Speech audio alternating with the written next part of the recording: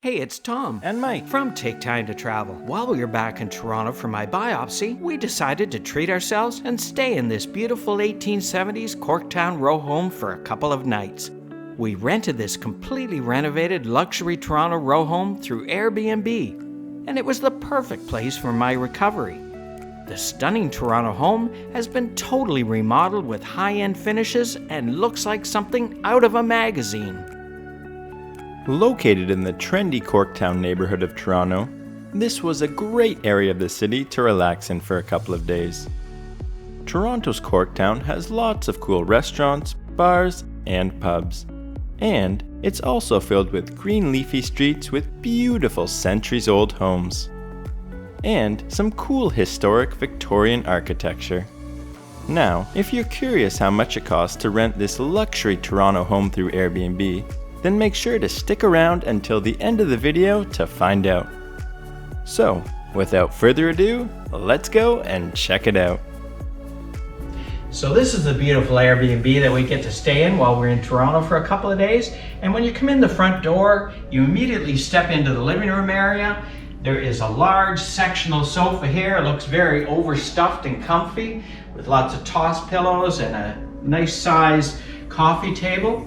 And then back over this way is a nice chair and side table in the bay window area.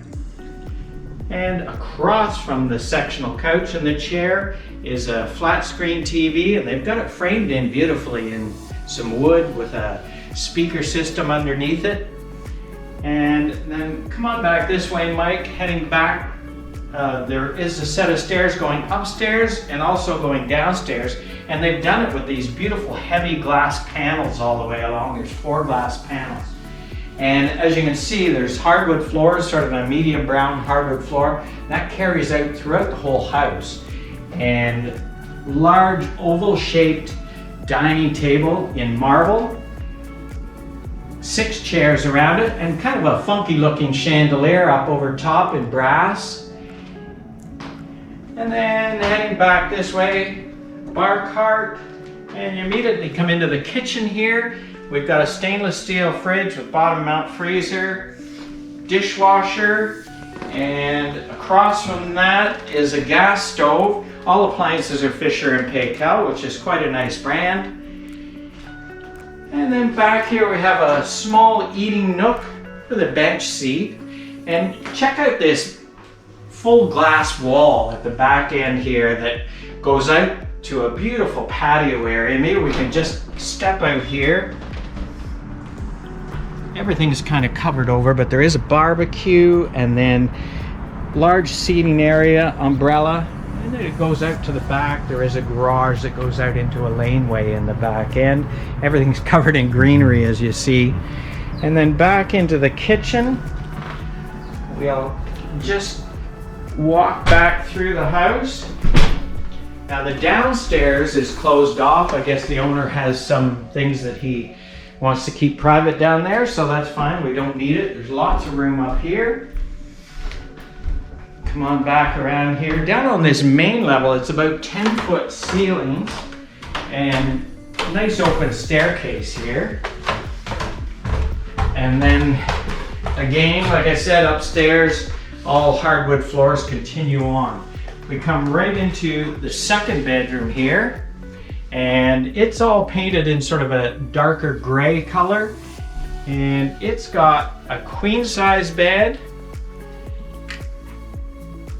and then there is a small work area over by the windows, a couple of windows that face out to the back over the patio that we just were at down below. And then come on back through here, Mike. Just heading down the hallway, there's a large barn door, and come and check this bathroom out. There's hexagonal tiles, marble tiles on the floor, and look at the size of this vanity. It's like one big trough style sink with the taps coming out of the wall. Backlit mirror. And then as you go around, you can see there's marble everywhere, marble on all the walls. Nice bathtub with beautiful chandelier hanging over top. And then back around and check out this nice glassed-in shower. It's got the rain head shower head up above, and then there's also a handheld one and a small seat in there too. Come on through this way and we'll go into the principal bedroom down here. And as soon as you come in, there's a huge king-size bed, lots of pillows. You can see back behind, all the walls are painted in black. Even the headboard's black. There's black pillows back there. I'm sure you can't really see. And then a stunning chandelier hanging up over the bed. And then over this way, there is in the bay window area, there's a ghost chair and black curtains. We've got our luggage sitting on luggage racks. And then over here, there is a small TV in the corner. Kind of hard to see that because it's black too. And then check out all these closets here, all mirrors. The entire wall is done up in closets. Lots of room there. And then this wall here. It's completely covered in black and white photos, I guess, that the owner has put up there. It's quite lovely. So this is a great place that we get to stay in for a couple of nights, and I think we're really going to enjoy it. It's in the east end of Toronto, so can't wait to get out and explore a little bit. Following our lovely stay, we had a few hours to burn after our checkout time and before our train headed back to Montreal from Union Station. So, we decided to head across the street to the Fairmont Royal York Hotel to try the CLOCKWORK Lobby Bar Restaurant. We walked over to the main entrance of the Fairmont Hotel with our luggage in tow, and the doorman was kind enough to help us with the revolving glass door. Thank you, sir. After we made it through the front doors, we walked up the stairs and into the hotel's main lobby. It's a grand open space with vaulted ceilings and this spectacular clock in the middle, which is the backdrop of Clockwork. After a quick look at the lobby, we walked over to the restaurant with our suitcases for our 12 o'clock reservation, which is right when it opens. CLOCKWORK Champagne Cocktails is the perfect place to enjoy a few hours waiting for the train in a luxurious environment. We checked in with the hostess, then made our way through the restaurant, past this nice display of champagne on ice, and over to our own little private booth. We sat down right in front of the bar, and then I started with the Lone Tree Cider, which was very tasty. Then, for the appetizer, we shared the crispy deviled eggs with smoked oysters, chive, shallot, and smoked paprika. For the main course, I had the clock lobster roll with Tabasco aioli, chives, and PEI sea salt butter on brioche rolls with frites. And Tom had the grilled chicken club with marinated chicken breast, tomato, lettuce, bacon, avocado on brioche bread with fries. The grilled chicken club was loaded, and it tasted amazing. The lobster roll was on the small side. Even so, it was light and tasty. But our favorite part of the meal was their delicious fries. Overall, we really enjoyed our few hours at CLOCKWORK.